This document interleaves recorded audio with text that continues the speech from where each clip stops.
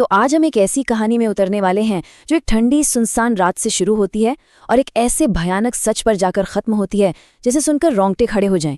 तो चलिए इस कहानी को परत दर परत खोलते हैं।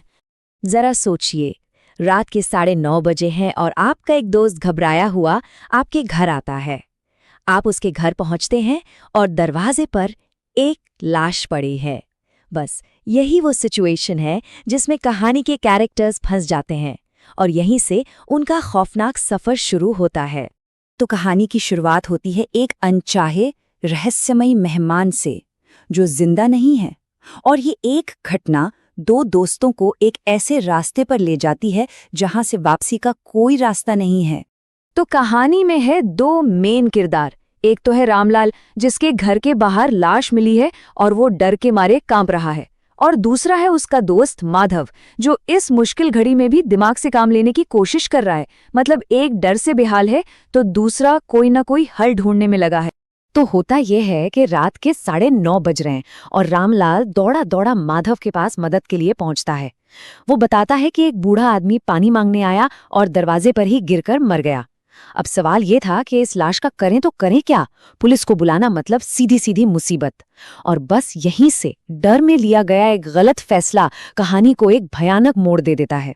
माधव एक प्लान बनाता है कि लाश को गांव के पुराने सुनसान शमशान घाट ले जाकर जला देते हैं। तो अब शुरू होता है कहानी का दूसरा हिस्सा, जो सिर्फ एक लाश को ठिकाने लगाने का सफर होना चाहिए था, वो अब एक डरावने सुपरनैचुरल एक्सपीरियंस में बदलने वाला है। और जैसे ही वो लाश को ठिकाने लगाने के लिए उसे उठाने जाते हैं, एक अजीब चीज होती है।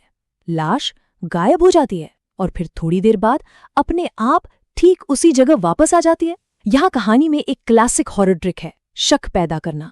क्या ये सिर्फ डर का वहम है या सच में कुछ गड़बड़ है? ये सवाल डर को और भी गहरा कर देता है। और फिर कुछ ऐसा होता है जो सारे शक को यकीन में बदल देता है। लाश बोल पड़ती है। जब रामलाल अकेला होता है, उसे एक धीमी सी आवाज सुनाई देती है, मेरा क्रियाकर्म अच्छे से करना।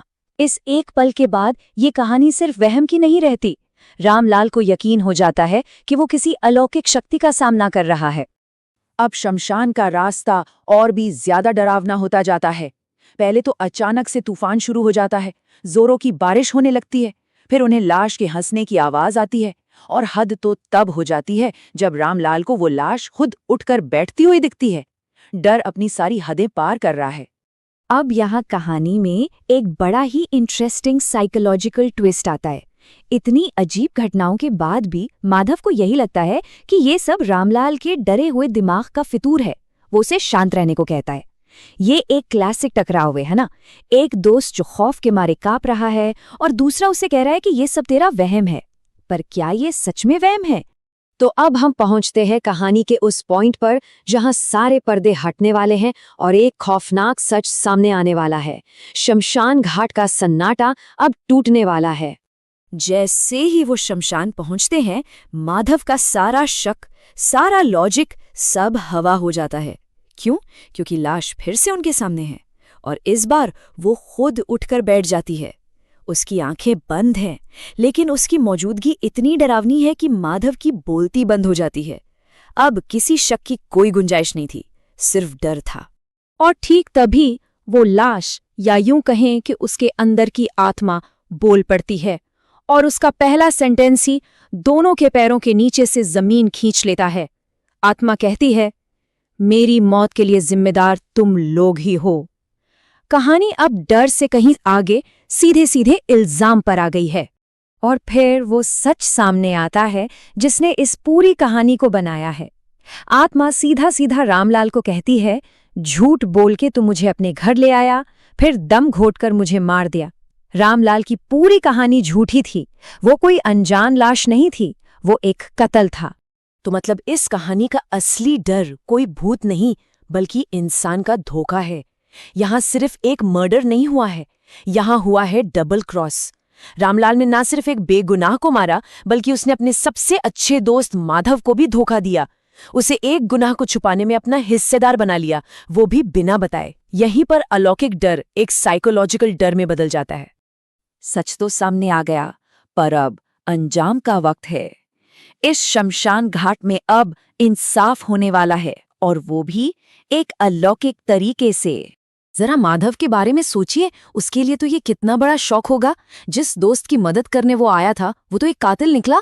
उससे ये एहसास होता है कि उसे सिर्फ इस्तेमाल किया गया है, और अब वो कुछ कर भी नहीं सकता। वो सिर्फ एक बेबस गवाह बनकर खड़ा है, जो एक आत्मा का बदला अपनी आंखों से देखने वाला है।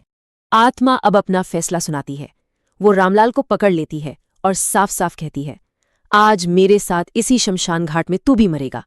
रामलाल की चीखें उस सुनसान शमशान में गूंजती हैं, पर अब उसे बचाने वाला कोई नहीं था।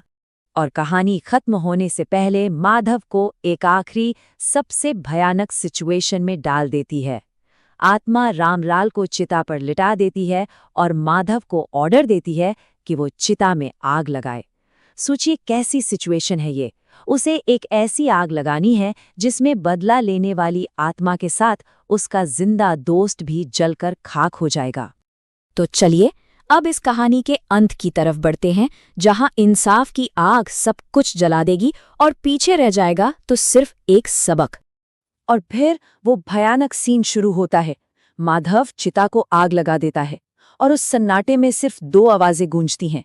एक तरफ रामलाल की दर्दनाक चीखें और दूसरी तरफ उस आत्मा के बदले की हंसी। ये दो आवाजें ही उस रात के इंसाफ का सबूत थीं। तो इस पूरी कहानी से क्या सीखने को मिलता है? बात सीधी सी है, कर्म। आप कोई भी पाप छुपाने की कितनी भी कोशिश कर लो, उसका हिसाब तो होता ही है। सजा मिलती जरूर है, चाहे इस दुनिया के कानून से मिले या किसी दूसरी दुनिया की ताकत। ये कहानी ना एक बहुत मुश्किल सवाल पर खत्म होती है। अगर माधव की जगह कोई और होता तो वो क्या करता? एक कातिल दोस्त और बदला लेती आत्मा के बीच फंसा हुआ इंसान सही और गलत का फैसला कैसे करता? क्या चिता को आग लगाना ही उसका एकमात्र रास्ता था? ये एक ऐसा सवाल है जो सोचने पर मजबूर कर देता है।